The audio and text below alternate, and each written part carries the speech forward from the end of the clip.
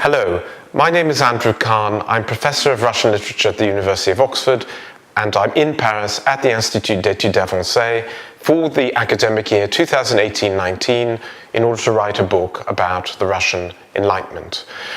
18th century scholars like myself are interested in the intersection of literature and the history of ideas. And the time is ripe in my own discipline for considering the degree to which Russia, like France, like Germany, perhaps like Sweden, like some of the Italian principalities, had a movement that is called Enlightenment. And the question is always the degree to which this reflected a pan-European movement, or whether it was national, more local, and more specific.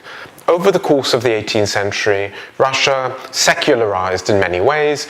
It acquired scientific institutions, its educational system changed.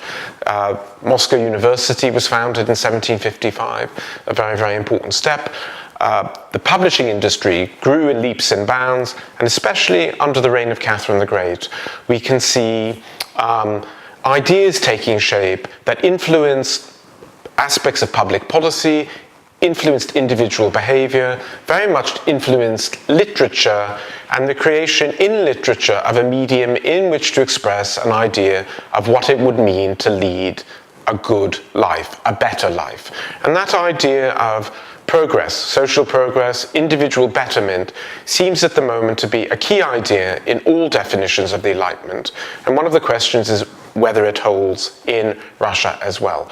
And my study, which I'm beginning to work on here, will consider a number of questions about Russia's political economy, questions about happiness and the definition of happiness, whether they are Christian or secular, whether they are based on wealth, or whether they're based on a philosophical disposition, and how they are represented. I'll also look at the question of human rights and serfdom. One writer who's particularly important to the project is Alexander Radishev, who was actually exiled by Catherine after writing a very important work of literature. And he was very interested in this question of the degree to which Russia's citizens and Russia's serfs could be said to have human rights.